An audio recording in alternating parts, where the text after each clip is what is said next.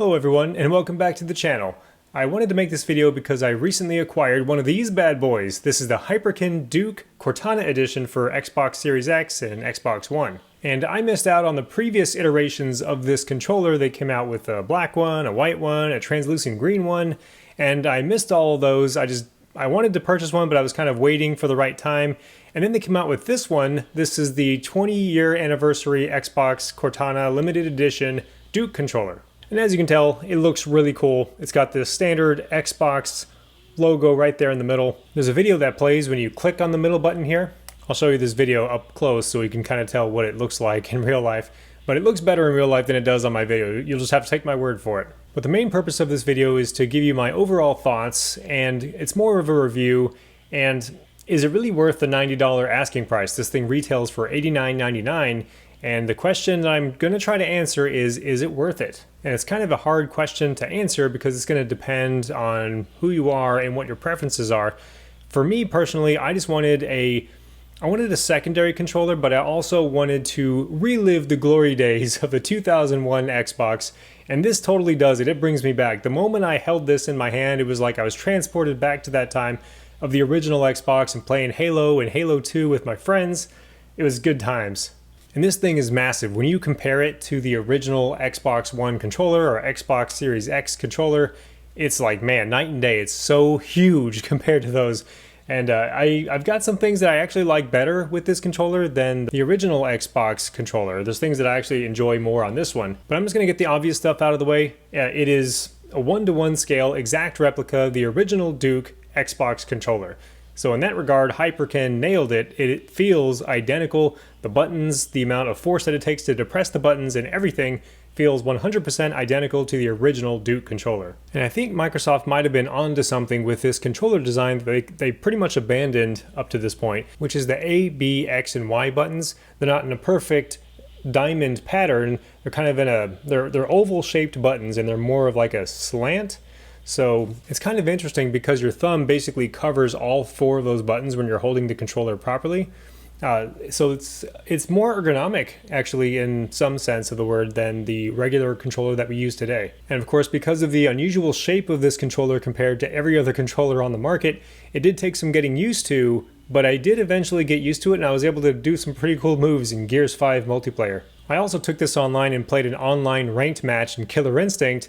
I main Aghanos. He's like my main character that I use in Killer Instinct, and of course the one time that I play a ranked match after like 2 months of not playing that game, and I jump online with the Duke, and I'm matched up against one of the other Aghanos players that plays a ton. Needless to say, it didn't go so well, but I did hold my own there for a while, and again, this is the very first time I was using the Duke controller, because I wanted to get a feel for the D-pad and see how well I did playing KI for the first time with this bad boy. But upon playing Killer Instinct, I did discover that the D-pad on this Duke controller, I actually like it more than the official Xbox Series X wireless controller. As we all know, that controller has the clickiest, loudest, sharpest edged D-pad in existence. Some people love it. I personally do not like it at all. So I'm happy to say that in that sense, regarding the D-pad, I actually like this one more than the official one. And I thought I was going to be registering accidental inputs and things like that, but no, it actually worked perfectly well. I was able to pull off some pretty good combos. Here's a short video of me pulling off some combos with Jago in the practice mode in Killer Instinct. I don't play with Jago very much, but I do know the basic combo system, and I was able to pull off the combos with ease. I really only have 2 complaints with this controller, and part of it is because of the original design, so this is not really Hyperkin's fault, but the original Xbox One Duke controller design looked exactly like this with the black and white buttons being up here. It's kind of annoying because my brain wants them all to be the same size, like a 6-button controller layout, but the black and white buttons are slightly smaller than the main 4, and they're a little bit further away, so it's like my brain has to like remember that they exist, but once I do remember, then I can use them all the time. The black and the white buttons are actually mapped to the shoulder buttons, so the right bumper would be what? The black button, and then the left bumper would be the white button. And that's my other complaint, and this one is Hyperkin's fault, is the bumper buttons are so tiny, like little tiny buttons, and I have to make a conscious effort to press them whenever I want to press them, otherwise I'm not going to press them at all. And they're really far away from the triggers, so on the main Xbox controller, the official one, the bumpers and the triggers are basically connected, like right next to each other. On this controller, there's quite a distance. I'm not sure if you can see that, but yeah, there's a pretty good distance that you have to travel from one to the other. So it's like you really have to make sure that you're pressing it at the right time and your fingers are going the right distance. I almost found it very difficult to press the bumpers with the tips of your index finger. You almost have to press them with the middle part of your index finger. That's kind of more comfortable, but it also leads to more mistakes, at least in my experience. So maybe I just need to play with it more and get more used to it, but that's really my only gripe, is if they made the bumpers more accessible, maybe easier to press or bigger, then I would actually love this controller and might even prefer it over the original one. I'm not kidding. But yeah, regarding Killer Instinct and fighting games in general, like Street Fighter, Killer Instinct and Street Fighter are both 6-button fighting games. So there's 3 punches, 3 kicks, heavy, medium, and light, or light, medium, and heavy.